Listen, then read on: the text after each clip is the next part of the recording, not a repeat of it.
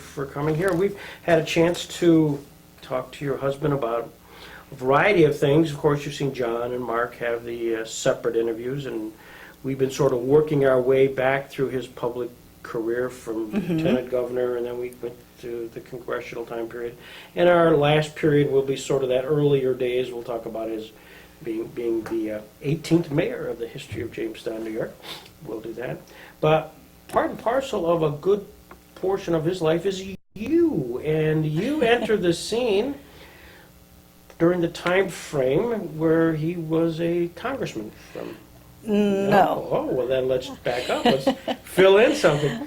I entered the frame when he was first running for his first term of Congress. Okay. I was living in Washington, D.C., and was recruited by a group called the National Committee for an Effective Congress, which was a group that gave money and resources to help, on a bipartisan basis, elect progressive people to Congress. And when my friend called me and said, we have an open race in New York, I said, I'd love to go spend a month in Manhattan. And he said, not that part of New York, sweetheart. Because I was clearly a girl from Ohio who had never thought about New York.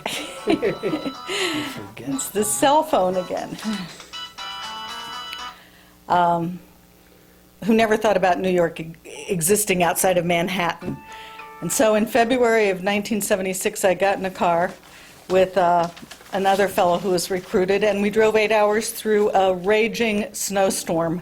When we arrived in Jamestown, New York, you couldn't see your hand in front of your face. It was so cold and snowy, and we couldn't see street signs. We had to creak down our windows and say, how do we get to City Hall? And so I came into a meeting that was already underway. I had no idea who this person was that I'd been recruited to work for. It's a special election campaign. It's only going to last a month. His predecessor had resigned.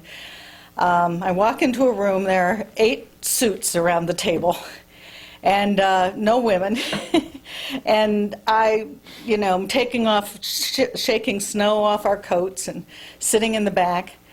And all of a sudden, my attention is drawn to the guy at the end of the table who's pounding on the table in a loud voice and some words I can't repeat for tape, saying, when are we going to talk about what I want to talk about? All we've done in this meeting is talk about what you all want to talk about.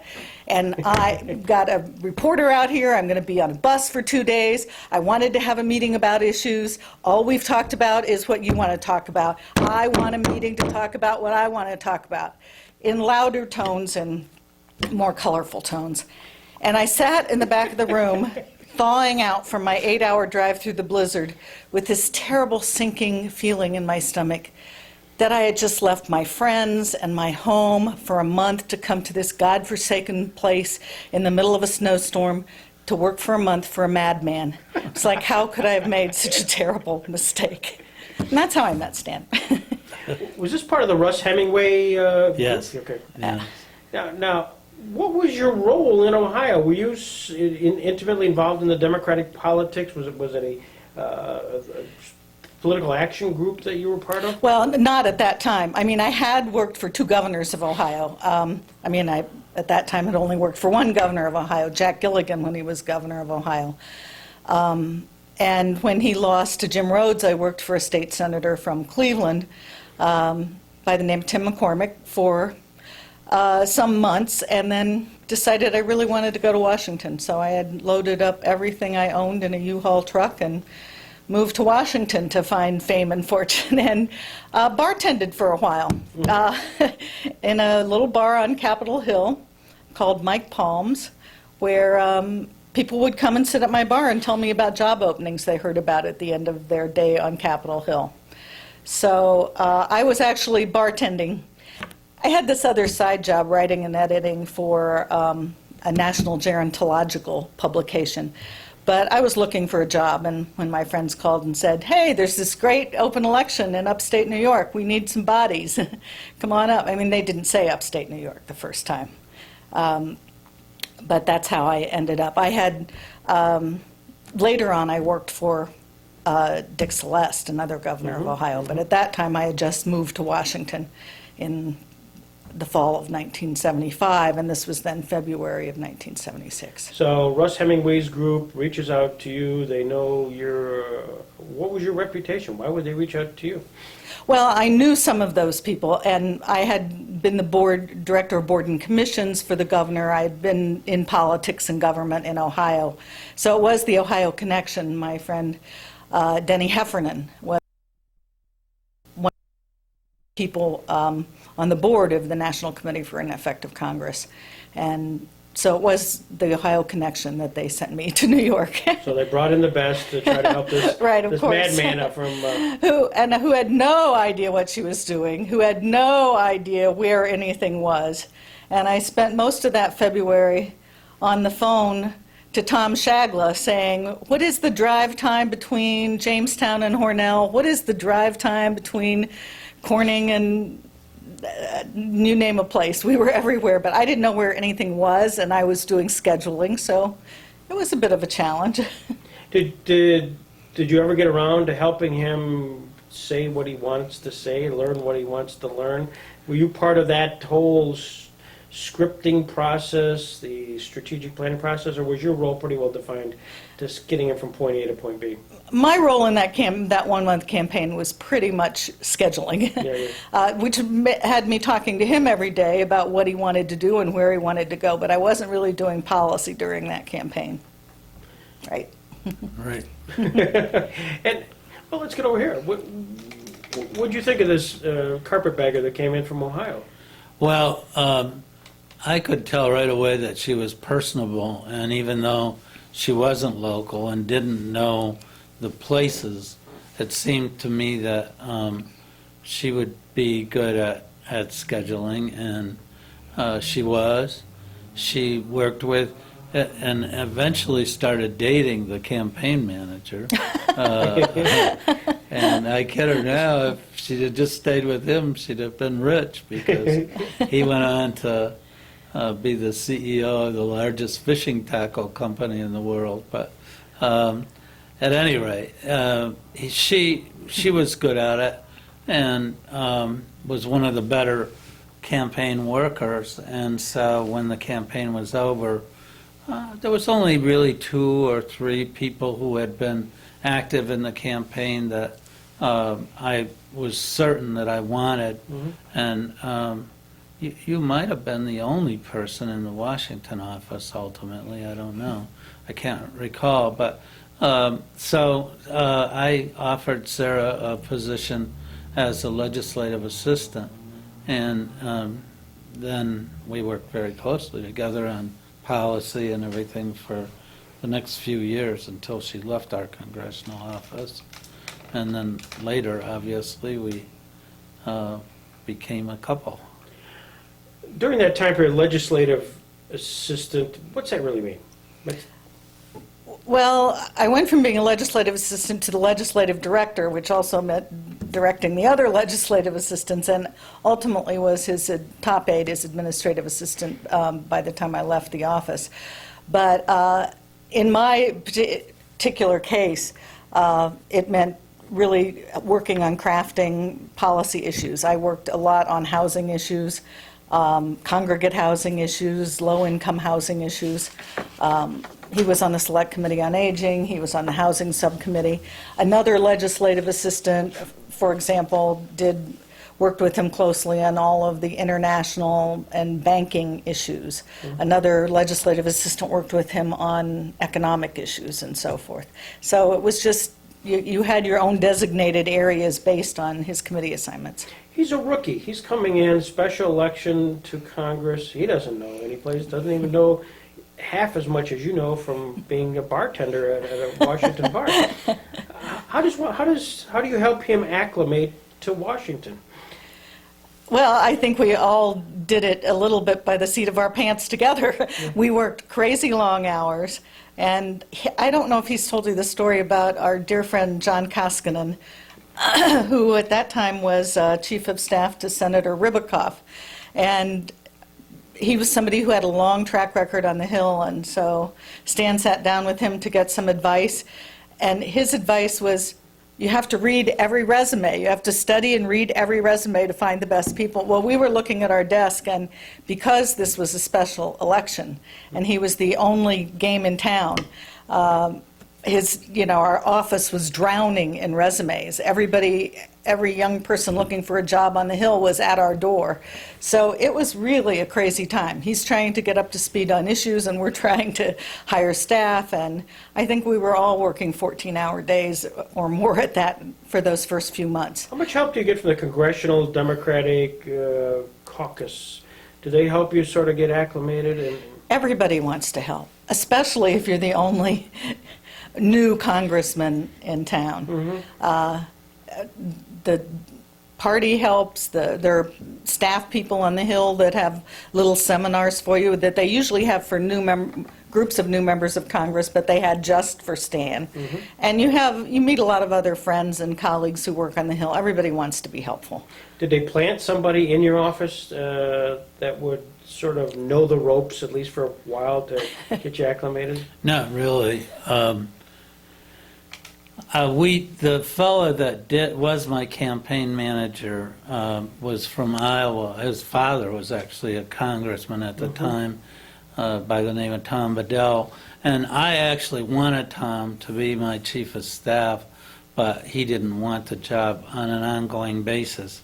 But he did agree to come and help me set up the office. And he went on to found something called the Congressional Management Foundation that helped congressmen generally with technology and the guts of how you run an office. So we were fortunate, I think, to have Tom, who was a good organizer and had a bit of background. He had worked in his father's office and so on. But no, we didn't have anyone who was sent to us by the Democratic Study Group or any other one of the legislative assistance offices. Do you ever have a visit? I may visualize some visit in the middle of the night from some high-ranking Democrat who says, Congressman, welcome to Washington, D.C. I'd just like to know a little bit about how you're going to be thinking with regards to our caucus. No, I really didn't. There was a huge class that was elected in 1974. I think at the time it was the largest new class elected to the Congress, and almost all Democrats. Watergate babies. And so they adopted me. They had a lot of activities as a class. That started before they even took office, after they were elected. And they adopted me as members of the class of 74. I was sort of an orphan member. And we still have reunions and so on. And that group of people was certainly very helpful. But some of the senior members reached out and said if there's anything we can do, we're glad to help out. There isn't really any organized assistance on a state-by-state basis. The one anecdote that you might find interesting is that the New York delegation, at least at that time, had monthly meetings. And the biggest issue was what kind of food we would have at these monthly meetings, whether we would have ice cream and have chocolate sundaes and so on. It was always chaired by the most senior member of the Democrats in the House, and the senators would come in and give you a report. Javits particularly would come in, report from the Senate, and then he'd tell you what was going on in the Senate, and then he'd leave. He would never stay and eat. Moynihan would tell stories and go on, but the fella who was the chairman, and now help me with the name of the guy from Queens who was the Richmond? No. You're thinking of Freddie Richmond from Brooklyn. At any rate, the guy who was the chairman of the delegation was a real character from Queens, he would get the Democratic, Republican, and conservative nominations, and he said, I tell the liberals to go to hell because I have to have some opponent so that I can raise money for my campaign. And he would yell out, one fool at a time, because everybody was trying to speak at the same time. If I hadn't have been able to be at those meetings as a member, I would have paid big money because they were so funny. One time Geraldine Ferraro came in and she was all offended because she had not been recognized at the St. Patrick's Day parade. The mayor was recognized and the governor, but they didn't know who she was. That was before, of course, she ran for vice president. And so she said, we should get a banner that says New York State Congressional Delegation. And the guys just went crazy. I mean, for the next 5 meetings, they said, is there a committee working on the banner? I mean, what color is the banner going to be? Just never let Jerry forget her banner suggestion. So it was that kind of a situation. And actually, there was some seriousness to it. I mean, now and then the governor would come down and say, I really need some particular provision or that kind of thing. But there really wasn't a lot of help. In fact, the Bedell's creation of the Congressional Management Foundation was very valuable later on to members that came in, whether they were elected on a special or not, because he did offer technical assistance, not so much just policy stuff, but how do you answer the mail was a huge problem in those days. Sarah, were you the gatekeeper? So when people wanted to come and they wanted to talk about peanuts or soybeans or things that we talked about in one of the earlier ones, did you kind of protect Stan? Well, eventually that's part of the role of the administrative assistant, working with Stan and a team of scheduling and who needs to be seen. You know, lobbyists get such a bad rap. It's such a dirty word, but it really is so valuable in ways most people don't understand. One person can't possibly know everything there is to know about every piece of legislation. Lobbyists provide a very valuable educational service, and if you listen to lobbyists on both sides, then you make a decision, but you get a lot of good information from them. I'll tell you 2 things that I think are so dramatically different from that era to the present era. And one of them that this discussion reminds me of is, and it makes it sound a little like old farts, but it was the dark ages of technology. Mm-hmm. I mean, to answer a letter, we made, I don't know, 4 or 5 carbons in different colors so that you could file every carbon. You could file the pink ones or geographically, the yellow ones alphabetically, the blue ones by subject, and every single letter, was hand typed that way. We had a little memory so you could repeat some of the letters, but we had no computers. I remember we thought we were cutting edge because we had a fax machine. And a fax would come over and it was so black you couldn't read the page, so it was very different than the technological way Congress has the ability to operate today. And the other thing I think is so dramatically different is that we were fortunate to work in Congress at a time of great collegiality. I mean, Democrats, Republicans were co-sponsoring bills together, working together to get something done, forming teams. And even when you were arguing bitterly, there was a civility that sadly doesn't seem to exist at very many levels today. Are there congressional representatives who are still there that were there when you were there? Oh, sure. Charlie Rangel, for example, chairman of the Ways and Means Committee, was on the Ways and Means Committee when I was there, and we were friendly. Several of my colleagues have gone on to the Senate. Now, to stay with that, Max Baucus, for example, as chairman of the Senate Finance Committee, was one of the class of '74 that came in. Henry Waxman, who chairs now the Commerce Committee, was again part of that class. There aren't so many still in the House, but I'd say there are probably more that are in the Senate that I served with. Tom Harkin from Iowa. I'm sure I can't name them all, but quite a few went on to the Senate, and some, of course, are still in the House. A few got defeated in subsequent elections. Tom Downey, for example, from Long Island, was a really aggressive and able member, but got swept out, I think, in one of the big tidal waves. I think it was 1980 or 84 in the Reagan era. He went on to become a lobbyist and make a lot of money. That's another funny thing. I agree with what Sara said. I'll give you two examples of what she was saying about lobbyists. One is there was a low-income housing coalition.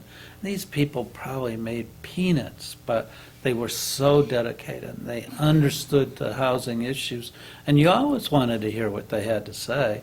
Now, I probably couldn't support everything that they wanted, but it was very, very valuable. On the other side, the bankers wanted to talk to you about banking legislation.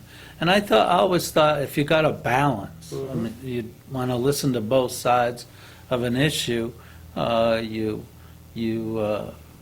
certainly were enlightened by what they had to say. Of course, the story I tell is that we had a really tough issue, and one of my aides said, "You got to vote for this," and I said, after listening, I agree.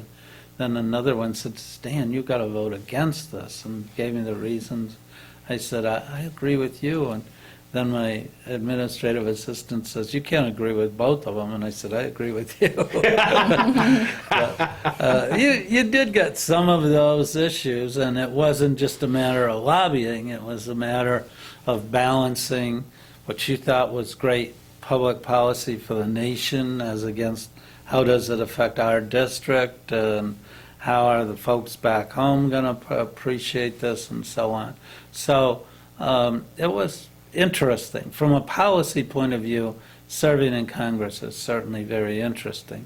But you're only one of 435 people. So, the impact you can have, you sort of have to pick, especially in the House, some issues that you want to concentrate on. And as I told you in our last session, I got sort of drawn into the nuclear waste issue. It wasn't something that I was especially interested in, but it was unique to our district, and I needed to learn about it. On the other hand, economic policy was always something that I was very interested in, and I thought my experience here in Jamestown as mayor gave me some background that other congressmen might not have had.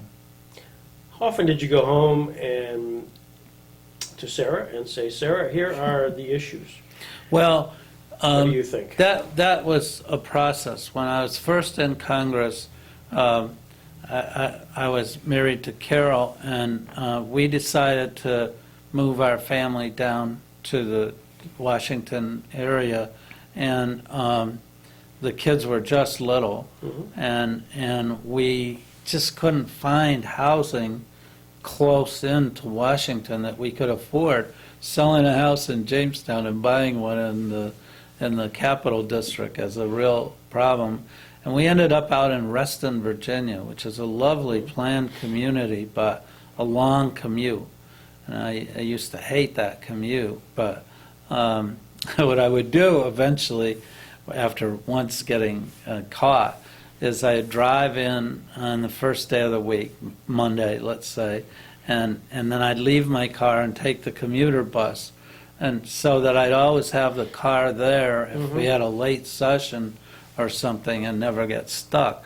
But at any rate, I think one of the reasons that we ultimately got divorced was that Carol really wasn't a part of that whole process. I mean, she enjoyed coming into the White House for Christmas and that kind of thing, but it was hard. I was going back to the district every other weekend. So I'd be down there starting in 77. I'd be there in Reston for half of the weekends, and that was really nice because then you had no constituents, no lobbyists. You really had quality family time for those weekends. But quite often, we wouldn't have votes until late on Monday, if any votes on Monday. So I might take off on Thursday night if we didn't have an important vote on Friday and spend a 4-day weekend or at least a 3-day weekend up here. And when I was up here, I was working the district constantly. I'd try to see my family and the like, but I was in Elmira as much as I was in Jamestown, and a very, very busy schedule working the district. And that worked out. Of course, people appreciated having the congressman come around, and in terms of your reelection, I think it was very good. Later on, after I was divorced and then ultimately Sara and I got married, that was very late in my congressional career when she and I got married in '84, and so I only had 2 more years in Congress. I mean, she obviously understood everything. She had not only worked in our office, but she had been a lobbyist for Corning and other companies, and she, at that time, was running the Ohio office for Governor Celeste in the state of Ohio. So she was all involved in things.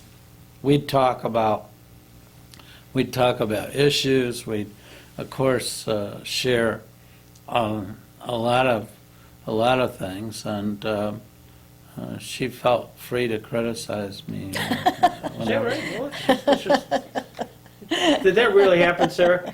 Did you really ever question Stan and his? Oh, absolutely. Were your politics similar? I mean, aside from the D, you're both Democrats. Oh, I'm much more liberal than he is. Yeah.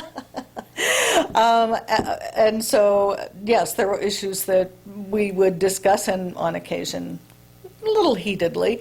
But I tell you, the one thing that you learn when you work for somebody is a lot more of their characteristics, I think, than. So I just read an interesting statistic, and I don't even remember how much it was, but a huge number of people actually met in the workplace. And that makes a lot of sense to me because you share an interest in, and you really get to learn a lot of facets of somebody's personality. The thing that was first most interesting to me about Stan was how interested he was in what everybody else thought. He really wanted to hear opinions. And I remember even back during that first campaign, he would say, "Sara, what do you think about that?" And I would think, wow, he's really smart. Why would he ask me? Why does he want to know my opinion? He knows more about this than I do. But that was really, I came to appreciate a large part of who he is. And when we would have staff meetings about issues, some of them grew very heated because he wanted everybody to have input. He wanted to hear what people said. So he's a very good listener. He's a better listener than I am. I'm pretty much opinionated and just want to tell him what he should do or what it. Were you involved in his Opinion is. subsequent campaigns? No, not so much. I mean, I was working in the congressional office then, and there was a separation of the campaign and the congressional office. So to the degree that I was involved in policy that bled into the campaign, but I wasn't involved in the campaigns. That's one thing that I thought was an ethical issue, was the typical congressman would have his staff work on his campaign. And I felt that my staff was being paid by the taxpayers, and of course they were aware that you were running and what some of the implications were. But every single campaign, I went out and got a campaign manager who was not on my staff. And the district office people certainly helped and gave input into the campaign staff, but Chuck D'Angelo, for example, who you know, Sure. was in '84, had indicated he had been working as a lawyer with the Teamsters in Washington and indicated to me he was ready to come back and practice in Jamestown. And I said, hey, how about running my campaign as a sort of transition thing? And he did a great job of it. But it was always really a challenge to find people that you could rely on that would come and work on your campaign and then not expect something afterwards. Pat Breiniger here in Jamestown, year after year, was real helpful. But I tried hard to keep the congressional staff appropriately a half step at least removed from the political.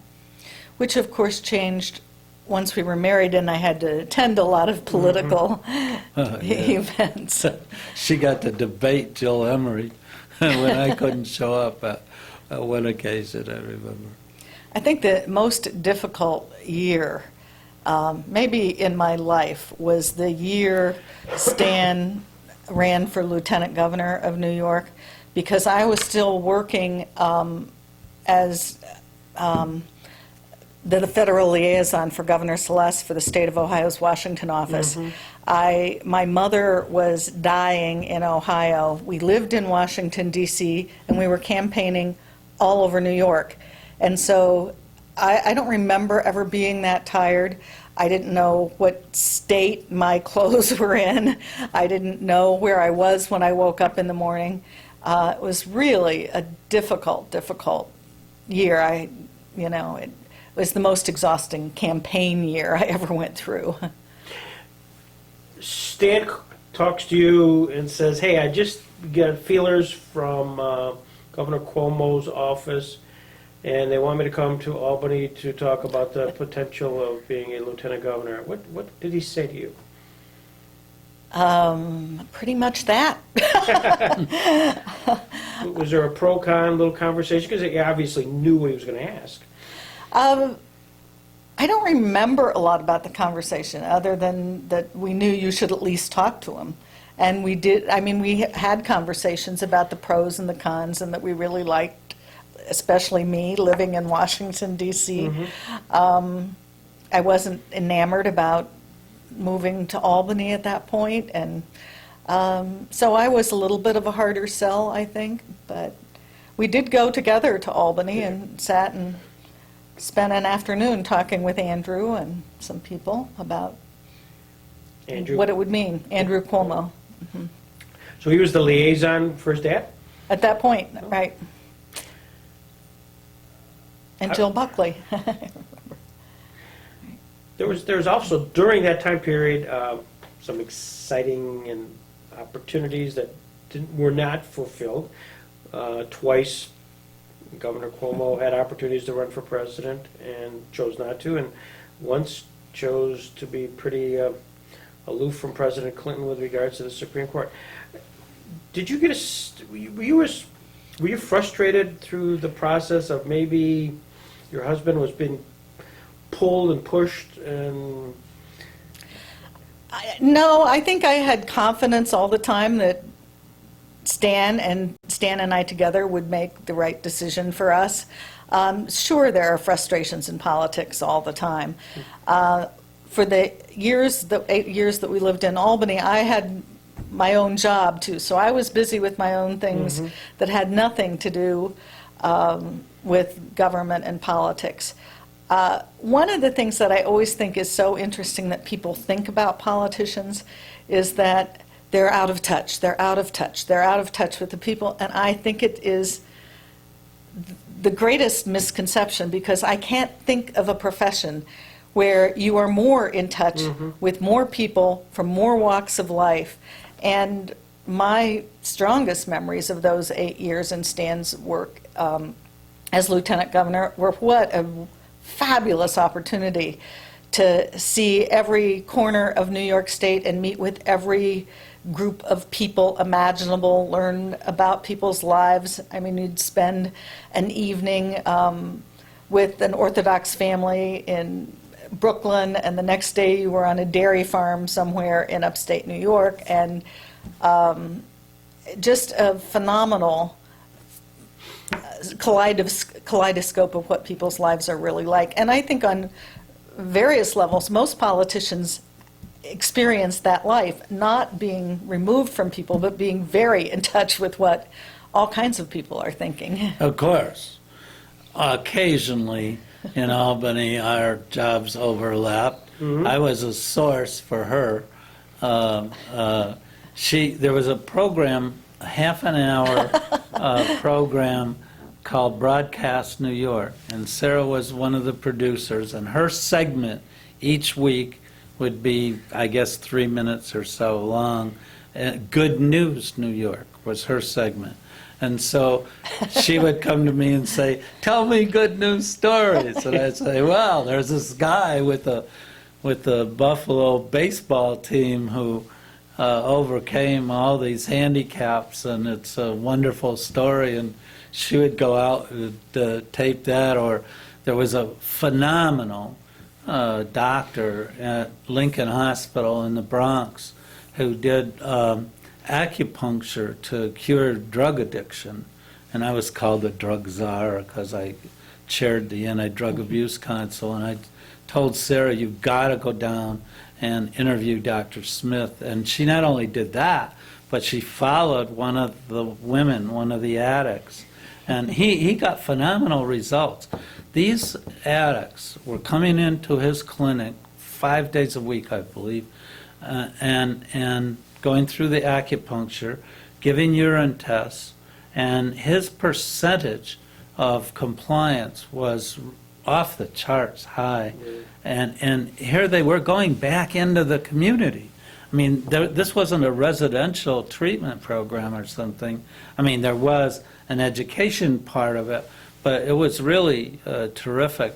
And Sara did a great job and followed one of these women, and she tells about how the New York City, when they brought their truck to the place where this woman lived, the New York City cops came up and said, we better protect your truck while you're in that They building. actually worked overtime or there to probably stay won't, with the truck. There won't be any tires on it when you come back or something. And so occasionally I would give her ideas for her production of that Good News New York, and occasionally there'd be some overlap, and of course she'd learn a lot by going to events with me, and occasionally I guess you did some on your own, not too much. Once in a while. Yeah. I have a little file of speeches that I gave to various groups. Going to these events, obviously you met a lot of interesting politicians and other business people. Over that 8-year period, who impressed you? Who were the 2 or 3 personalities that said, boy, I would never have known them, but now I do, and I am impressed? He's laughing because I bet he has some idea. I know the There's some- first one you're going to say. All right, let's check. Because I don't. Well, first of all, you're exactly right that it was an extraordinary opportunity. The people that impressed me in a way were people who had no reason to pay attention to me or need to be nice to me or need to notice I was even in the room. I was somebody's spouse. And Ed Koch was one of those. Did you get that right? All right, good. Bingo. Ed Koch, who is known for being, sharp and abrasive sometimes. Whenever we were at anything with Ed Koch, a Gracie Mansion or something, I'd be standing over along the side while the King of important Sweden. people, the King of Sweden or the important people, and he would always come and get my arm and said, Sara, you need to be over here with us. And he didn't need to do that. And the other person was David Dinkins, who always remembered my name, always went out of his way to speak to me. And so that goes a long way. When you know it's not because they're trying to kiss up in any way, they had no reason to even notice I was in the room.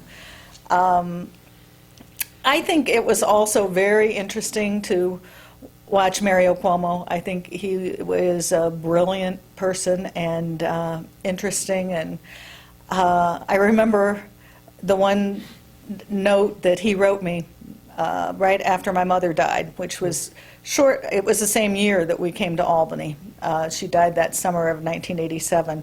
And he wrote me a note and said, the thing about the death of our parents is that it puts us more in touch with our own mortality. Although he said it more eloquently, I'm sure.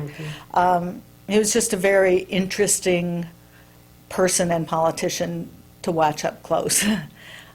What did you learn from him? If you had to script somebody to say, Mario Cuomo is a very successful politician, here are his attributes and here's how they should be applied. Oh, I just think he has such a sharp mind. I mean, intellectual scholarship, really being able to jump right to the point of an issue without having to wade through a lot of things to get there. Just a really sharp mind. But also, he was one person who was very forthright in talking about his family and how the concept of family is so important. And it was to me too. I mean, I was very proud of my father and everything like that, but I wouldn't have thought to give speeches about it. And Mario was fantastic. I'm sure Sarah will agree. One of our favorites is that they had a great oak tree outside of their house in Queens, the parents' house. Ultimately, he grew up in a grocery store, but ultimately they moved to a very nice section of Queens, and there was a terrible storm, and lightning knocked the tree over, and his dad come in and said, "Come on, boys, we're going to push them up. We're going to push them up." And they literally pushed that tree back up so it was standing. And that was sort of, Mario would use that as, that's what we're going to do in New York. We might have our problems, but we're going to push them up.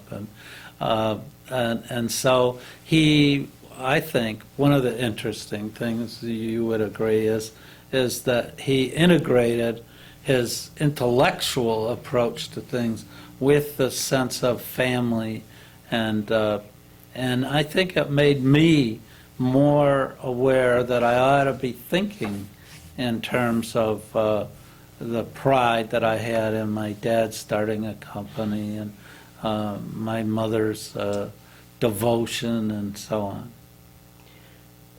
Talking about Cuomo, I'd like to get your sense, Sarah, from your perspective, when the Stan got this close to becoming governor of, and this was that whole Clinton Supreme Court. Was there conversation going on at the House, kind of handicapping this?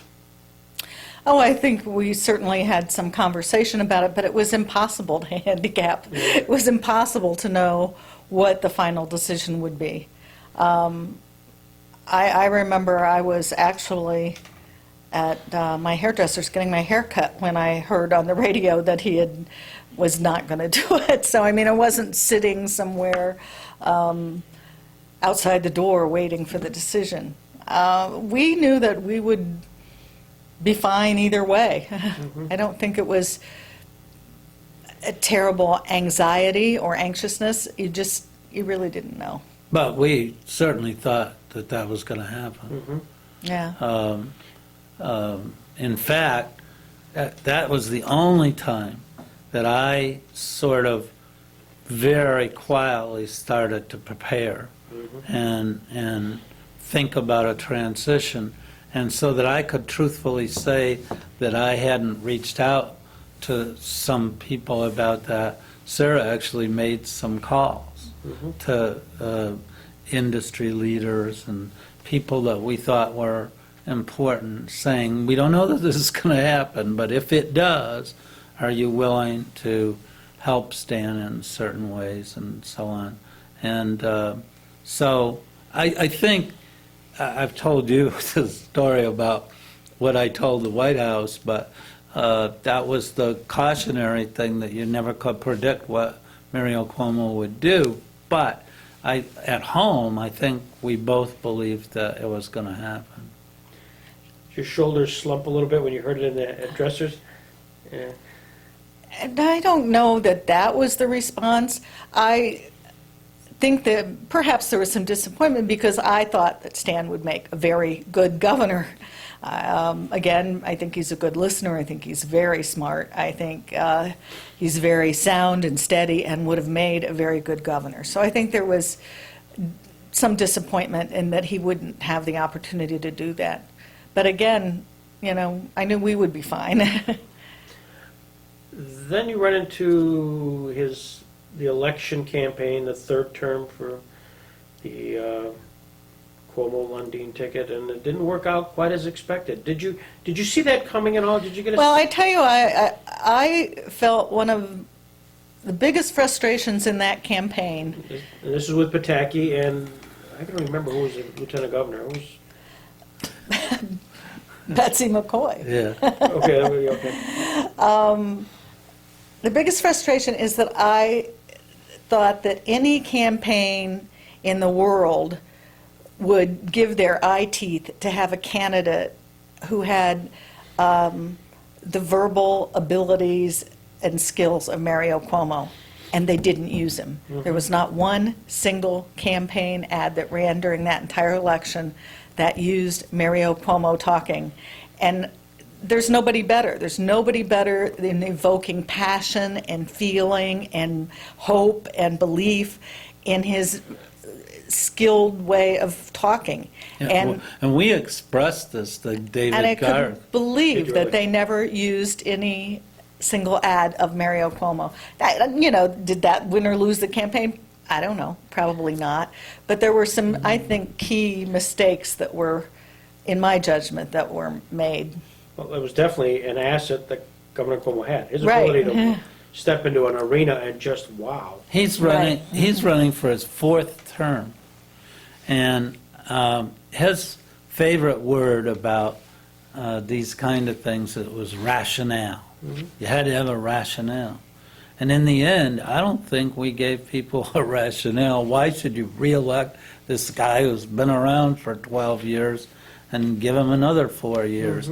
And and we expressed this to David Garth, just sit him down, just head and shoulders, and say, this is why I want to continue to be your governor. And I think he would have done a great job, unprompted. I think he would have done a great job, and they could have taken the best of what he had to say. But it all worked out for us, because I'm glad we came back to Asheville, and we appreciate the view of the lake, and a quieter lifestyle, and more in control of your own life and all, and closer to family and all that kind of thing. But it really is somewhat frustrating that if you lose, that's not any great dishonor, but you should feel that you did your best. And in that campaign, I don't think we did our best. And I really mean we, all of us. I don't think I gave enough thought to why did I want to do this another time. In retrospect, I think it would have been wise for me to say, hey, Governor, I support you. I'll do anything you want me to do for the re-election, but I think I'll go my own way. I don't know why I didn't do that. I can't give you the really great reason. Obviously, Sara and I talked about it and thought about it, but and I don't think that the Cuomo team really used the best that we had. And, Governor Pataki was not that exciting a state senator. I mean, he was the anti-Cuomo. It wasn't about Pataki. He was fine. He didn't offend people or anything. But this was a question of do you want another 4 years of the Cuomo administration or not? Just for those, I mean, I lived that time period, obviously, but for the tape, what was going on in New York at the time of that election that would cause David Garth, is it? Yes. To pause and say, let's not use Mario this way for some strategic reason. I'm sure he had flashback. What was going on? Well, his approval rating wasn't great. We had been through the worst financial distress that the state experienced probably since the Depression in 90 and 91. And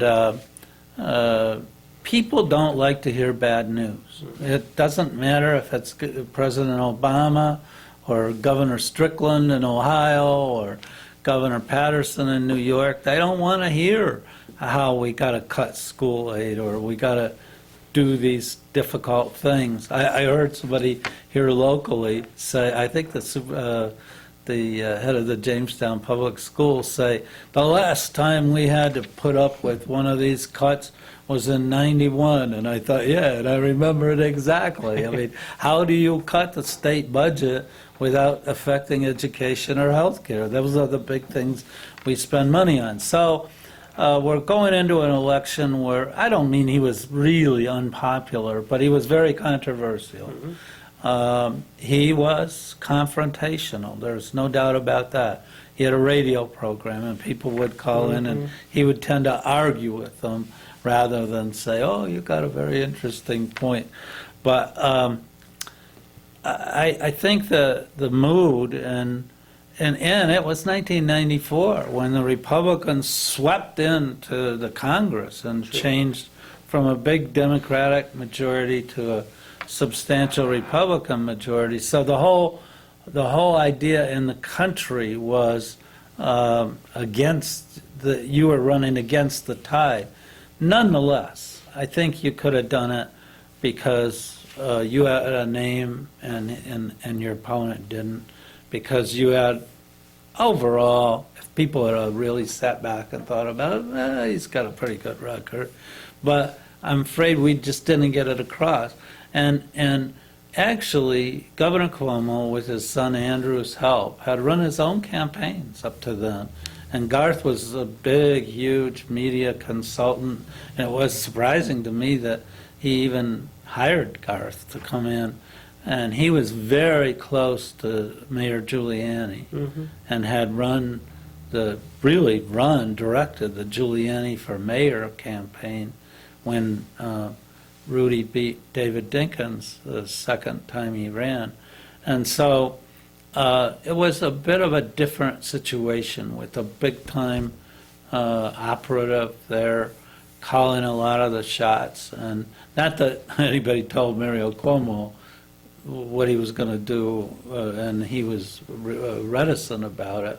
But it was not the best campaign we could have run. Sarah's entirely right about that. You're in New York City watching the returns together? Yeah. Have you told him the No. story about Mark coming I don't with his think friends? we did take that up. None of that came out, so I'm curious. When Mark was interviewing me here, Mark told he was at Denison in college at the time, and he told one of his friends, the most exciting place you'll ever be is campaign headquarters on election night. It is the most excitement. I mean, you might think the Super Bowl or something, but this is it. And so his friend and Mark came down. I think they stayed with Deborah Sale, my chief of staff, that she had an extra room at her apartment. And they came down, and when you lose, people, the place empties out, there's nobody, it's like there's cigarette butts in the ashtrays and so on. We're in our suite at this hotel in New York, and this kid turned to Mark and said, "This is the greatest excitement." And so Mark asked me how I felt, I remember, and I said, if my Swedish grandfather on my mother's side, who came here as a teenager, knew what had happened to me over these last few years. I got to be mayor of Jamestown and congressman and first Democrat in 100 years. And I've spent 8 years as lieutenant governor of New York. And for 1 second, I felt sorry for myself. He'd say, "Shame on you," and so that's the way I felt. It was a great run, great experience. I think we instinctively knew that I would not run it for anything again. I mean, that wasn't a decision we sat down and debated. It was just that instinctively you knew that that was it. And I feel a little bit reluctant that I didn't push myself forward. There was still quite a nice crowd, and they just were in tears when the governor came out. We went down to his suite, and we all walked out together. I think I should have inserted myself to be the one to introduce him. Not that he needed an introduction, but I didn't do that. And he just went to the podium and spoke. And I think he felt the same way we did, that it had been a great experience. And it was a privilege to have served as long as they did. And I can't remember whether I told you the story about after the election, they had sort of a going away party at the Capitol in Albany for us. And one of the first weeks I was lieutenant governor, Mario says, "Stan, we're not necessarily smarter than them, but we outwork them. That's what we do. We outwork them." He says, "I get up at 4:30 in the morning, and when I'm shaving, I think, how can we beat them?" I don't know who them was, but he says, "I want you to remember that." I said, "Okay, I will." So a few weeks later, I said, he said to me, "You've been thinking about what I said about outworking them?" I said, "Yeah, and I think about every morning shaving." And he said, and I said, "All I do is cut myself, while I'm shaving." And he laughed. And then he told that story at the time we were going out of office, and we were addressing the people that had worked there in the Capitol and so on. And I think both of us had a strong feeling that it was a wonderful opportunity to serve. And you don't, at that point, say, "Gee, I wish we would have run the campaign different," or that kind of thing. You just accept it. So there was really no post-mortem that you can think of? No, as I've indicated to you, I took quite a bit of time to figure out what I wanted to do You next. wanted to do, but as far as the campaign, nobody No. gathered everybody together and said, No, there was no debriefing that I remember at all. Drew Zambelli, the governor's chief of staff, was very involved in it, and maybe he and the governor did. I doubt it, though, actually. I've never discussed it with Andrew Cuomo, but my guess would be he didn't participate in that either. what was your sense, Sarah, that night and thereafter? I mean, did you, was this, obviously, not an emotional high by any stretch of the imagination, but was there a resignation? And at what point during the evening did you kind of know that it was? I'm not sure, but I do remember being in the suite with the Cuomos and with Mario and Matilda and Andrew and Carrie, and I'm sure Drew was probably there. And it was very somber. There's very quiet, hushed tones of getting information and polls, I'm sure. And then we all quietly filed down the hall, got in the elevator, I remember, and just as somebody started to hit the elevator button, Mario said, "I forgot to call Pataki." And we all filed out of the elevator and went back to the suite and waited for Mario to make his phone call to Pataki, and then we all went down together, and I don't think anybody talked very much. Although I do think, the governor was trying to make some jokes to make people feel a little more comfortable, to ease a little bit of the tension. It was just sad.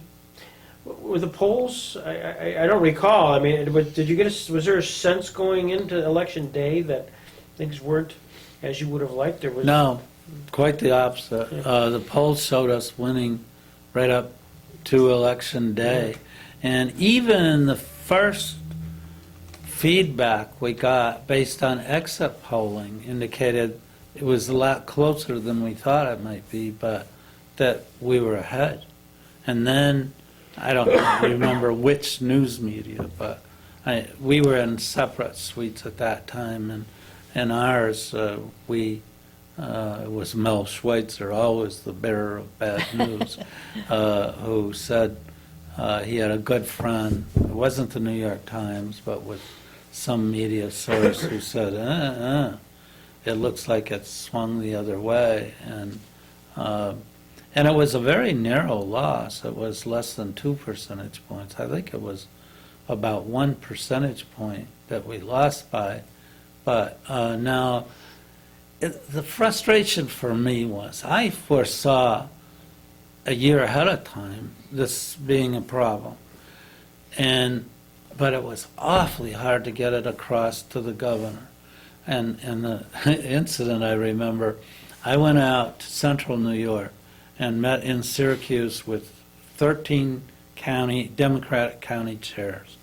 And they said, don't tell us that he's running again. I mean, please don't have him run again. I mean, one guy said, could not go into a diner and look my constituents in the face. Now, here's a Democratic county chair, and say they ought to vote for Mario Cuomo. We want you.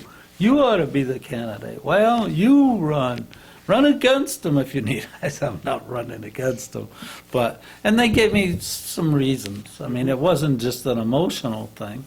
I go back and I wrote a memo to him, absolutely private memo, that said, I met with the 13 county chairs. They said things are really looking bad. And I gave him my analysis that we were going to really take it on the chin upstate, which ultimately we did. We did about, not great, but about what you would expect in New York City and the suburbs, but where we got beat was upstate. And he then had an event in Syracuse. Within 2 weeks of the time I wrote the memo, they gave him 3 standing ovations. Well, what's he naturally going to think? Lundine's crazy. I mean, these people love me, you know. It was probably the same county chairs that were standing clapping for him, you know, when he gave his speech and so on. But it was that way. I mean, he had a real good instinct for people's feelings and so on. But the fact that everybody plays up to the chief executive, I think it's true of a president. I don't think it's so true of a mayor, but you know, they're a little bit insulated, and they're up on a pedestal, and so I think that there were those of us, and I certainly wasn't alone, but we did polling internally, or I should say Cuomo did polling internally. I would have hired an independent, because if it had